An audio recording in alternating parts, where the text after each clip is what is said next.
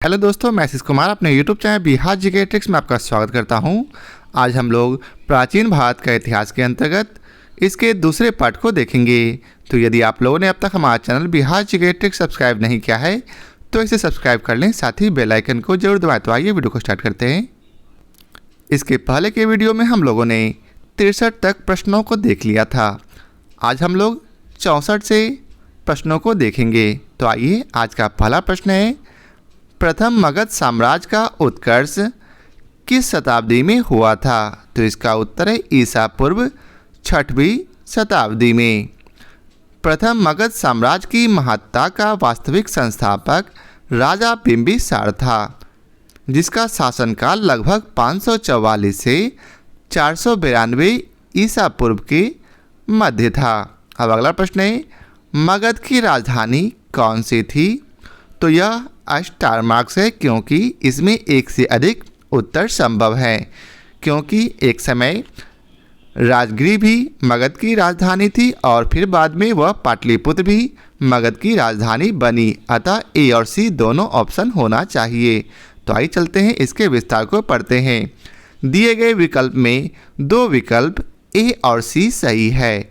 मगध की आरंभिक राजधानी गिरिब्रज थी। बाद में उदय ने पाटलिपुत्र को राजधानी बनाया, जो गुप्त काल तक मगध की राजधानी बनी रही थी। मगध साम्राज्य पर शासन करने वाले प्रथम राजवंश के विषय में बौद्ध ग्रंथों एवं पुराणों में अलग अलग विवरण मिलता है। पुराणों के अनुसार मगध पर शासन करने वाला पहला राजवंश बृहदर्थ वंश था। इस वंश का पहला राजा जरासंध था, जिसने गिरिब्रज को अर्थात राजगीर को अपनी राजधानी बनाया था। अब अगला प्रश्न है, प्राचीन महाजनपद मगध की प्रथम राजधानी कौन सी थी? तो इसका उत्तर है ई अर्थात कौन सी होगी?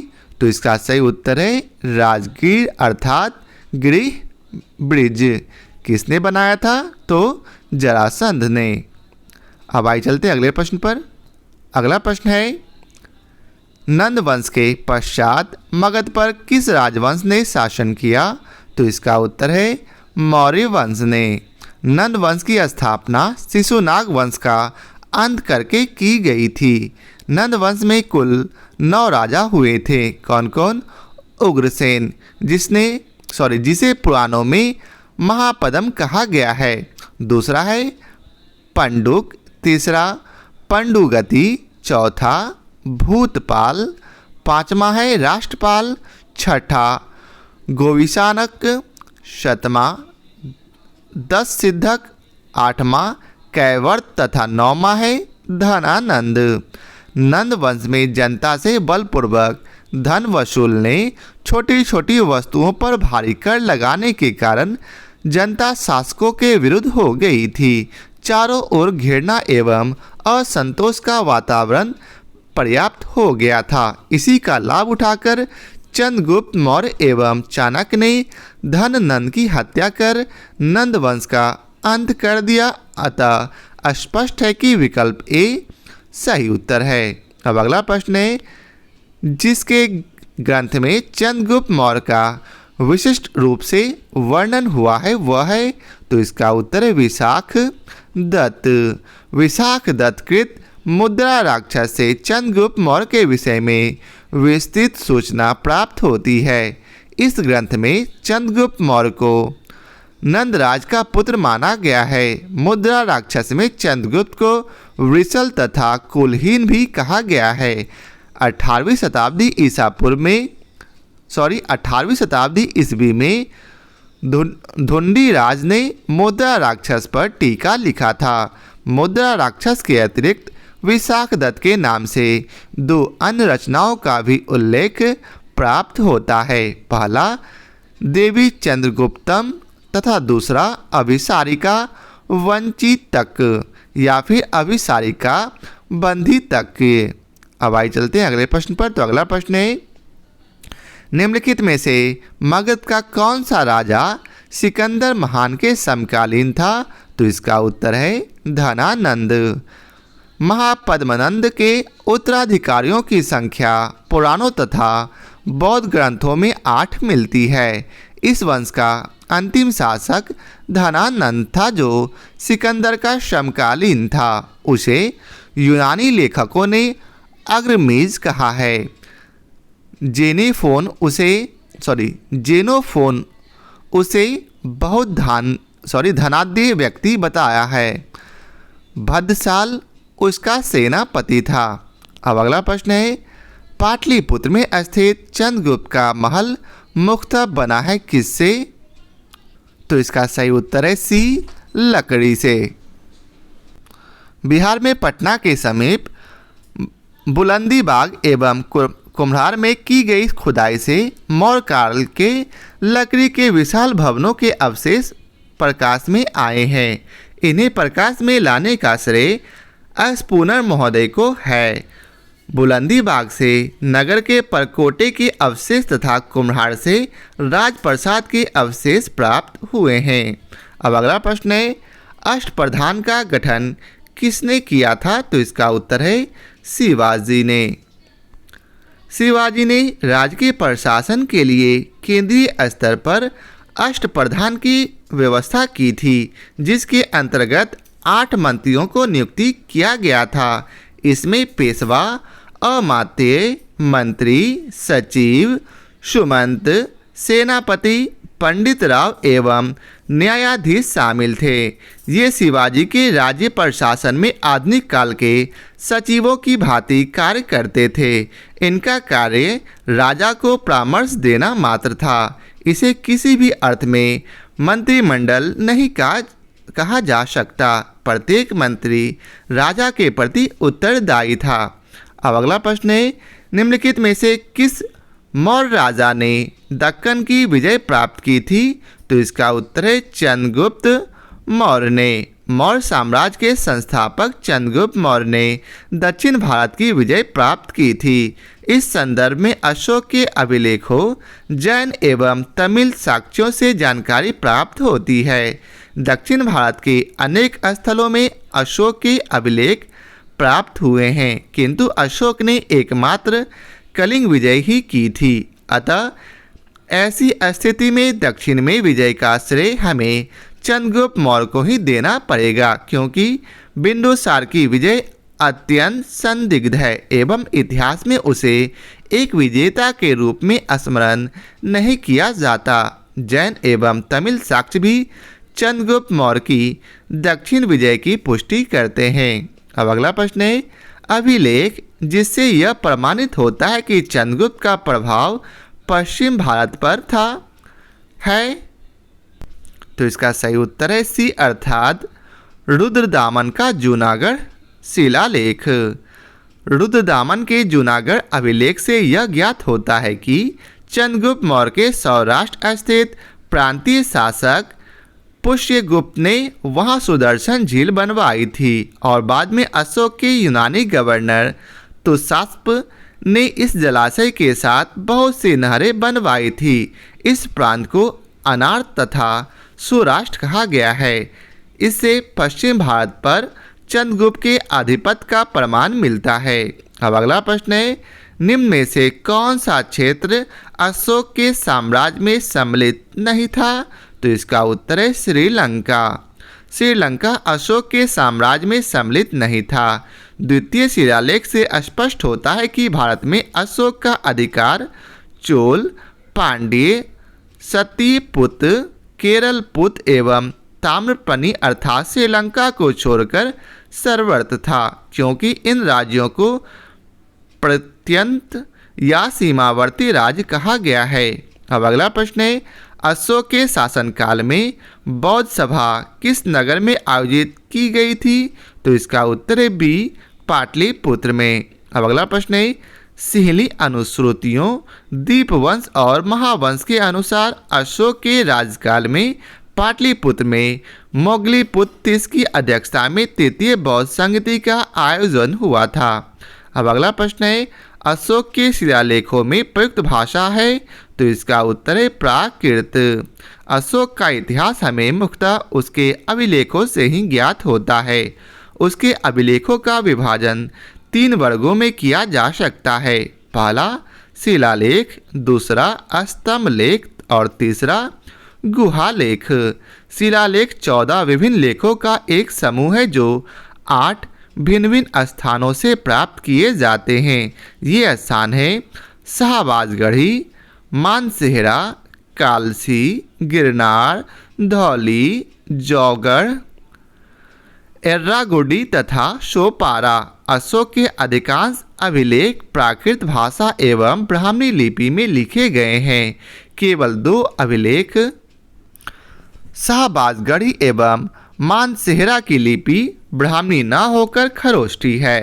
तक्षशिला से अरामेइक लिपि में लिखा गया एक भग्न अभिलेख सरेकुना नामक स्थान से यूनानी तथा अरामेइक लिपियों में लिखा गया द्विभाषीय यूनानी एवं सीरियाई भाषा अभिलेख तथा लगमान नामक स्थान से अरामेइक लिपि में लिखा गया अशोक का अभिलेख प्राप्त हुआ है।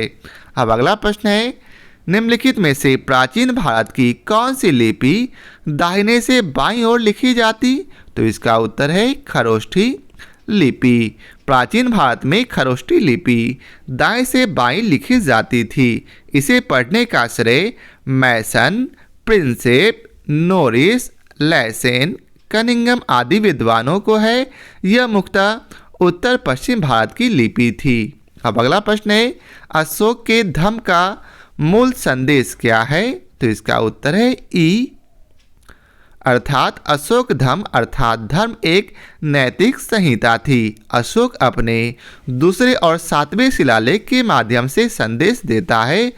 अपासीनवे बहुक यानी दया दाने, सचे सोचे मादे साधवे च, अर्थात कम पाप करना, कल्याण करना, दया दान करना, सत्य बोलना, पवित्रता से रहना, स्वभाव में मधुरता तथा साधुता बनाए रखना। इस प्रकार अशोक धर्म के मूल संदेश में शांति और अहिंसा, बड़ों का सम्मान तथा धार्मिक सहनशीलता निहित है। अतः सही उत्तर विकल्प ई होगा। अब अगला प्रश्न है, केवल वह स्तंभ जिसमें अशोक ने स्वयं को मगध का सम्राट बताया है? तो इसका उत्तर है भाब्रू स्तंभ में। भाब्रू स्तंभ लेख में अशोक ने स्वयं को मगध का सम्राट बताया है। यही अभिलेख अशोक को बौद्ध धर्मावलंबी प्रमाणित करता है। अब अगला प्रश्न है, अपने शिलालेखों में अशोक सामान्यतया किस नाम से जाने जाते हैं? तो इसका उत्तर है बी, अर्थात प्रियदर्शी। अब अगला प्रश्न है, कौटिल्य के अर्थशास्त्र में किस पहलू पर प्रकाश डाला गया है? तो इसका उत्तर है राजनीतिक नीतियां पर। कौटिल्य के अर्थशास्त्र द्वारा चंद्रगुप्त मौर्य के शासनकाल की बहुत सी बातों का ज्ञान प्राप्त होता है। यह वस्तुतः ऐतिहासिक ग्रंथ नहीं है, अपितु राजनीतिक शास्त्र का एक अद्वितीय ग्रंथ है। इसकी तुलना मैकियावेली के प्रिंस से की जाती है।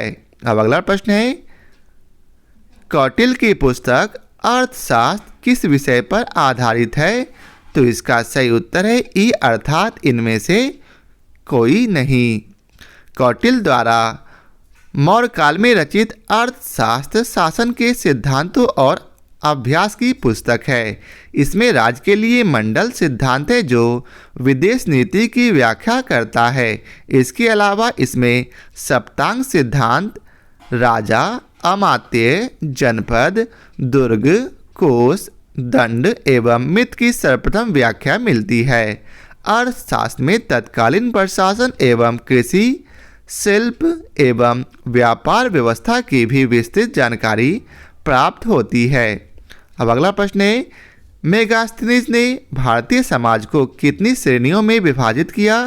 तो इसका उत्तर है 7। मेगास्थनीज ने अपनी पुस्तक इंडिका में भारतीय समाज को 7 श्रेणियों में विभाजित किया था। कौन कौन? दार्शनिक, कृषक, पशुपालक, कारीगर, योद्धा, निरीक्षक एवं सभासद। मेगास्थनीज भारतीय समाज में दास प्रथा के प्रचलित होने का उल्लेख नहीं करता। मौर्य काल में कोई भी व्यक्ति न तो अपनी जाति से बाहर विवाह कर सकता था और न ही उससे भिन्न पेशा ही अपना सकता था। अगला प्रश्न है, मौर्य समाज का 7 वर्गों में विभाजन का विशेष रूप से उल्लेख किया गया है। तो इसका उत्तर है डी, अर्थात मेगास्थनीज की पुस्तक इंडिका में। अब अगला प्रश्न है, पेरिप्लस ऑफ द इरिथियन सी किसने लिखी थी? तो इसका उत्तर है ई, अर्थात इनमें से कोई नहीं। पेरिप्लस ऑफ द इरिथियन सी एक ग्रीको रोमन पेरिप्लस है। यह रोमन मिस्र के बंदरगाहों से नेविगेशन और व्यापार के अवसरों का वर्णन करता है। इसे लगभग 60 ईस्वी में अलेक्जेंड्रिया के एक अनाम नाविक ने लिखा था। इसने भारत से आयात तथा निर्यात की जाने वाली वस्तुओं का भी उल्लेख किया है। अब अगला प्रश्न है, वह स्रोत जिसमें पाटलिपुत्र के प्रशासन का वर्णन उपलब्ध है। तो इसका उत्तर है इंडिका में। पाटलिपुत्र नगर का प्रशासन मेगास्थनीज की इंडिका में प्राप्त होता है। मेगास्थनीज ने पाटलिपुत्र के नगर परिषद की 5-5 सदस्यों वाली 6 समितियों का उल्लेख किया है। यह नगर के पदाधिकारियों को एस्टिनोमोई कहता था। अब अगला प्रश्न है, पाटलिपुत्र को किस शासक ने सर्वप्रथम अपनी राजधानी बनाई? तो इसका उत्तर है चंद्रगुप्त मौर्य ने। वस्तुतः पाटलिपुत्र की स्थापना गंगा एवं सोन नदी के संगम पर हर्यक वंशीय शासक उदयन ने की थी एवं अपनी राजधानी राजगिरी से पाटलिपुत्र स्थानांतरित की थी, किंतु विकल्प में उदयन नहीं है, अतः चंद्रगुप्त मौर्य सही उत्तर है। अब अगला प्रश्न है, इनमें से किसने सर्वप्रथम व्यापक पैमाने पर स्वर्ण मुद्रा का प्रचलन किया था? तो इसका उत्तर है सी, अर्थात वीमा कदफिसेस। कुषाण शासकों द्वारा व्यापक पैमाने पर स्वर्ण मुद्रा का प्रचलन प्रारंभ करना भारतीय उपमहाद्वीप में उनका सबसे महत्वपूर्ण योगदान था। कुषाण शासक वीमा कदफिसेस को स्वर्ण मुद्राओं के प्रचलन का श्रेय प्राप्त होता है। अब अगला प्रश्न है, कला की गंधार शैली निम्न समय में फली फूली? तो इसका उत्तर है कुषाणों के समय में। कुषाण शासक कनिष्क के शासनकाल में कला के क्षेत्र में 2 स्वतंत्र शैलियों का विकास हुआ। पहला गंधार शैली और दूसरा मथुरा शैली। इन दोनों को कनिष्क की ओर से पर्याप्त प्रोत्साहन दिया गया। गांधार कला यूनानी कला से प्रभावित थी। अब अगला प्रश्न है, इनमें से किस शासक ने चतुर्थ बौद्ध संगीति कश्मीर में आयोजित की? तो इसका उत्तर है कनिष्क ने। बौद्ध धर्म की चतुर्थ संगीति कुषाण शासक कनिष्क के राज्य काल में कश्मीर के कुंडलवन में हुई थी। इसकी अध्यक्षता वसुमित्र ने की तथा अश्वघोष इसके उपाध्यक्ष बने।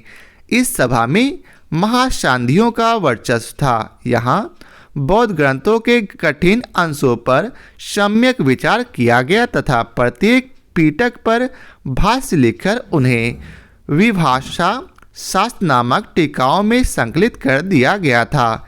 इसी समय बौद्ध धर्म हीनयान एवं महायान नामक 2 स्पष्ट संप्रदायों में विभक्त हो गया था। अब अगला प्रश्न है, शुंग वंश के बाद किस वंश ने भारत पर राज किया? तो इसका उत्तर है कण्वा अर्थात कण्व वंश ने। शुंग वंश का अंतिम राजा देवभूति अपने अमात्य वसुदेव के षड्यंत्रों द्वारा मार डाला गया। वसुदेव ने जिस नवीन राजवंश की नींव डाली वह कण्व या कण्वायन नाम से जाना जाता है। शुंगों के समान यह भी ब्राह्मण वंश था। अब अगला प्रश्न है, राजा खारवेल का नाम जुड़ा है? तो इसका उत्तर है सी, हाथी गुम्फा लेख के साथ। कलिंग का चेदी शासक खारवेल प्राचीन भारतीय इतिहास के महानतम सम्राटों में से एक था। उड़ीसा प्रांत के भुवनेश्वर से 3 मील की दूरी पर स्थित उदयगिरी पहाड़ी की हाथी गुम्फा से उसका एक बिना तिथि का अभिलेख प्राप्त हुआ है। इसमें खारवेल के बचपन, शिक्षा, राज्याभिषेक तथा राजा होने के बाद से 13 वर्षों तक के शासनकाल की घटनाओं का क्रमबद्ध विवरण दिया हुआ है। यह अभिलेख खारवेल का इतिहास जानने का एकमात्र स्रोत है। अब अगला प्रश्न है, नगरों का क्रमिक पतन किस काल की एक महत्वपूर्ण विशेषता थी? तो इसका उत्तर है गुप्त काल की। गुप्त काल में नगर क्रमिक पतन की ओर अग्रसर हुए। संपूर्ण गंगा घाटी में जो शहर पहले अत्यंत समृद्ध अवस्था में थे, उनमें से अधिकांश को गुप्त युग में या तो त्याग दिया गया या वहाँ के आवासन में पर्याप्त विघटन हुआ। पाटलिपुत्र जैसे महत्वपूर्ण नगर ह्वेनसांग के आगमन तक गांव बन गया। मथुरा जैसे महत्वपूर्ण नगर एवं कुम्हार, सोनपुर, सोहगौड़ा और उत्तर प्रदेश में गंगा घाटी के अनेक महत्वपूर्ण केंद्र ह्रास के ही प्रमाण प्रस्तुत करते हैं। अब अगला प्रश्न है, निम्नलिखित में से कौन सा बंदरगाह गुप्त काल में उत्तर भारतीय व्यापार के लिए उपयोग किया जाता था? तो इसका उत्तर है ई। गुप्त काल में बंगाल में ताम्रलिप्ति एक प्रमुख बंदरगाह था, जहां से उत्तर भारत के साथ दक्षिण पूर्व एशिया, चीन, लंका, जावा, सुमात्रा आदि देशों के साथ व्यापार होता था। पश्चिमी भारत का प्रमुख बंदरगाह भृगु कच्छ अर्थात भडौच था, जहां से पश्चिमी देशों के साथ समुद्री व्यापार होता था। इसके अलावा कल्याणा तथा बॉम्बे से भी उत्तर भारतीय व्यापार होता था। अब अगला प्रश्न है, किस शासक वंश ने मंदिरों एवं ब्राह्मणों को सबसे अधिक ग्राम अनुदान में दिया था? तो इसका उत्तर है ए अर्थात गुप्त वंश ने। गुप्त वंश के शासकों ने मंदिरों एवं ब्राह्मणों को सबसे अधिक ग्राम अनुदान में दिया था। गुप्त देशों में जिन भूमिदानों का उल्लेख किया गया है, उससे यह स्पष्ट होता है कि भूमिदान के साथ साथ गांव की भूमि में उत्पन्न होने वाली आय भी ग्रहिता को सौंप दी जाती थी। अब अगला प्रश्न है, गुप्त युग में भूमि राजस्व की दर क्या थी? तो इसका उत्तर है उपज का 6ठा भाग। गुप्त काल में जो लोग राजकीय भूमि पर कृषि करते थे, उन्हें अपनी उपज का एक भाग राजा को कर के रूप में देना पड़ता था, जो श्रेष्ठांश होता था। गुप्त अभिलेखों में भूमि कर को उद्रंग तथा भाग कर कहा गया है। अब अगला प्रश्न है, भागवत संप्रदाय के विकास में किसकी देन अत्यधिक थी? तो इसका उत्तर है गुप्त की।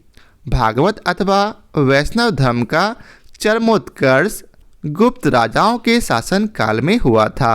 गुप्त नरेश वैष्णव मतानुयायी थे तथा उन्होंने इसे अपना राजधर्म बनाया था। अधिकांश शासक परम भागवत की उपाधि धारण करते थे। विष्णु का वाहन गरुड़ गुप्तों का राज चिन्ह था। अब अगला प्रश्न है, इनमें से किसने पहली बार यह व्याख्या की थी कि पृथ्वी के अपनी धुरी पर घूमने के कारण प्रतिदिन सूर्योदय एवं सूर्यास्त होता है? तो इसका सही उत्तर है ए अर्थात आर्यभट्ट।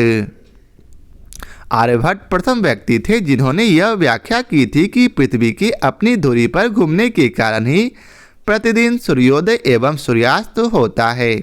अब अगला प्रश्न है, इनमें से कौन गुप्त काल में औषधि के क्षेत्र में अपने कार्य के लिए जाने जाते हैं? तो इसका उत्तर है ई। अगला प्रश्न है, चीनी यात्री ह्वेनसांग ने किस विश्वविद्यालय में अध्ययन किया था? तो इसका उत्तर है नालंदा विश्वविद्यालय में। चीनी यात्री ह्वेनसांग हर्षवर्धन के शासनकाल में भारत आया था। 637 ईस्वी में ह्वेनसांग नालंदा विश्वविद्यालय गया। इस समय यहाँ के कुलपति आचार्य शीलभद्र थे।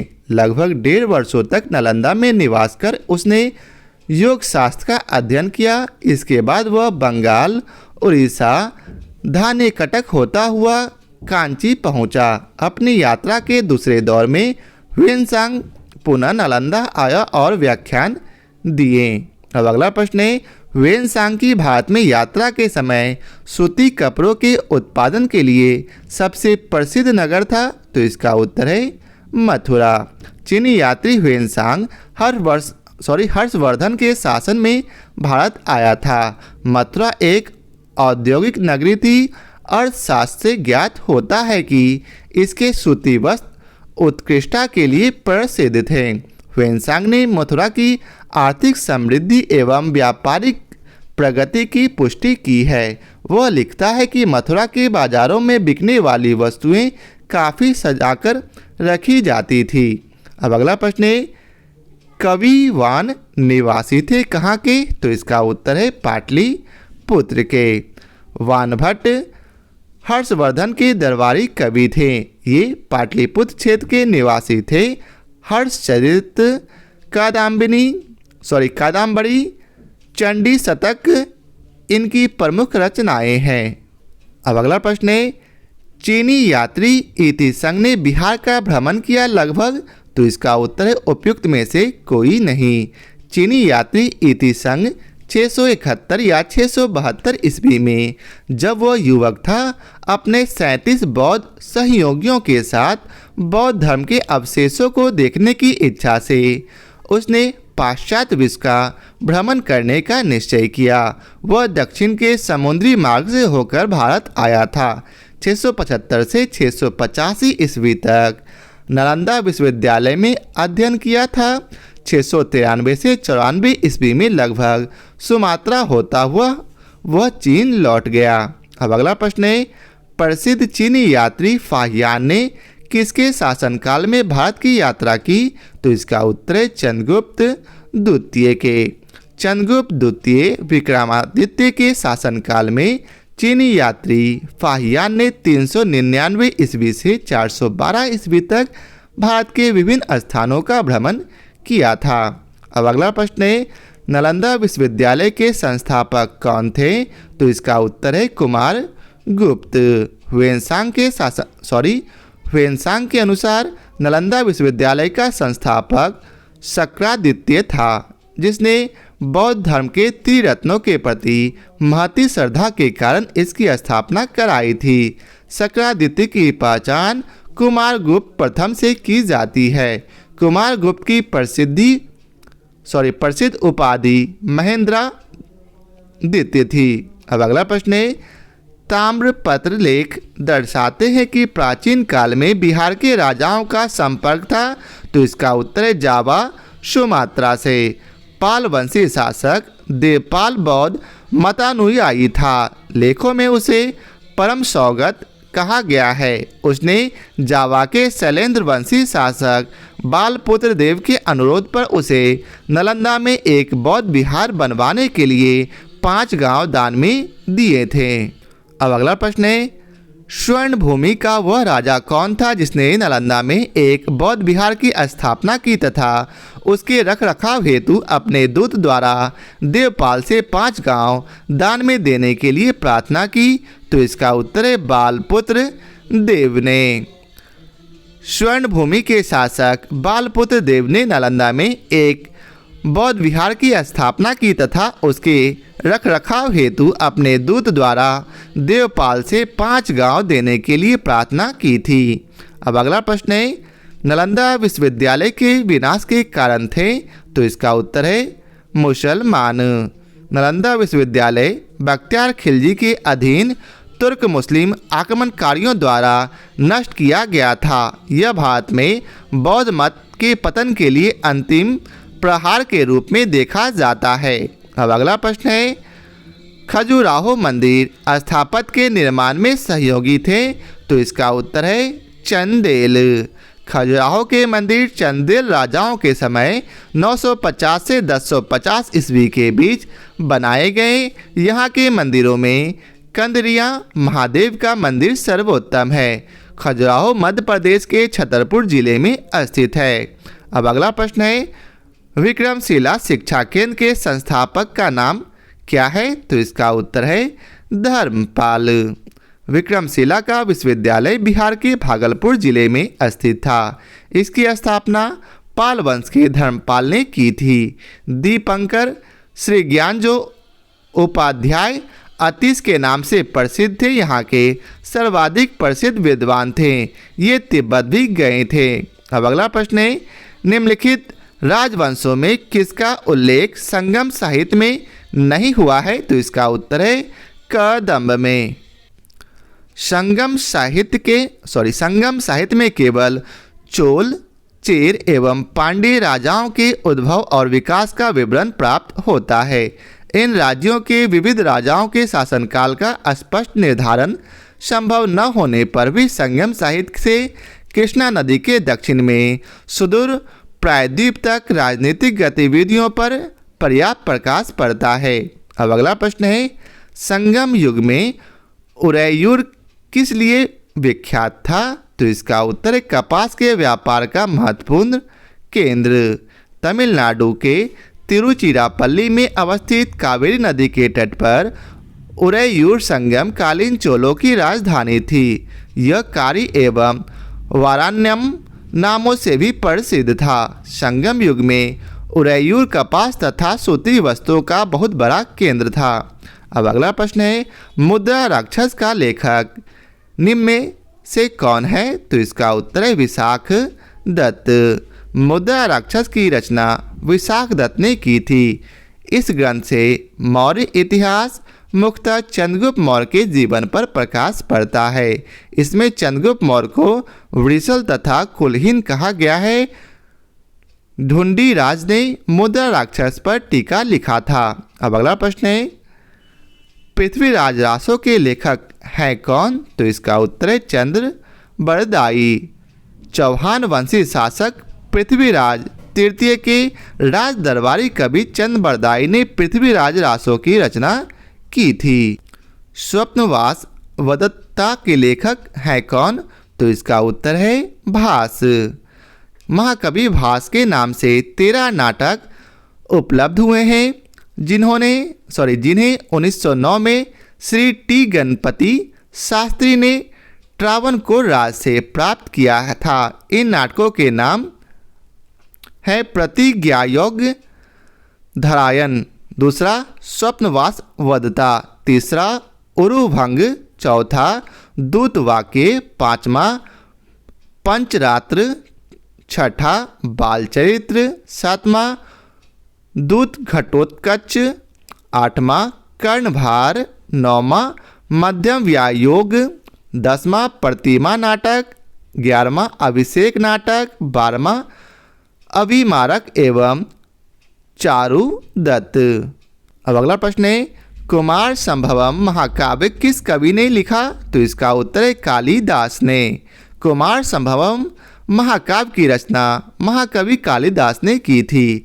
इसमें 17 सर्ग है, जिनमें प्रकृति चित्रण तथा कार्तिकेय की जन्म कथा वर्णित है। अब अगला प्रश्न है, उस स्रोत का नाम बताइए जो प्राचीन भारत के व्यापारिक मार्गों पर मौन है। तो इसका उत्तर है मिलिंद पन्हो। पाली भाषा में बौद्ध भिक्षु नागसेन द्वारा लिखित मिलिंद पन्हो में नागसेन एवं हिंद यवन शासक मेनांडर के बीच वार्तालाप का वर्णन है। इसमें व्यापारिक मार्गों का वर्णन नहीं मिलता है। अब अगला प्रश्न है, हर्षचरित नामक पुस्तक किसने लिखी? तो इसका उत्तर है वान भट्ट ने। हर्षचरित ग्रंथ की रचना सुप्रसिद्ध लेखक वान भट्ट ने की थी। यह वर्धन वंश के इतिहास का प्रमुख स्रोत है। यह एक आख्यायिका है जिसमें लेखक अपने समकालीन शासक तथा उसके पूर्वजों के जीवन वृत्त का वर्णन प्रस्तुत करता है। अब अगला प्रश्न है, चोल काल किसके लिए प्रसिद्ध था? तो इसका उत्तर है ग्राम पंचायत के लिए। चोल शासन की सबसे उल्लेखनीय विशेषता स्वायत्त शासी ग्रामीण संस्थाओं के संचालन में परिलक्षित होती है। ग्राम पंचायत चोल काल में प्रसिद्ध था। उत्तर मेरूर से प्राप्त अभिलेख से ग्राम सभा के कार्यों आदि का विस्तृत वर्णन प्राप्त होता है। अब अगला प्रश्न है, कौन सा मध्यकालीन भारतीय साम्राज्य व्यापक स्तर पर स्थानीय स्वशासन के लिए प्रसिद्ध था? तो इसका उत्तर है चोल। अब अगला प्रश्न है, दक्षिण भारत के मंदिरों के आकर्षक द्वार क्या कहलाते हैं? तो इसका उत्तर है गोपुरम। दक्षिण के मंदिरों के आकर्षक द्वार को गोपुरम कहते हैं। पांड्यों चोलों के राजकाल में द्रविड़ शैली पनपती रही।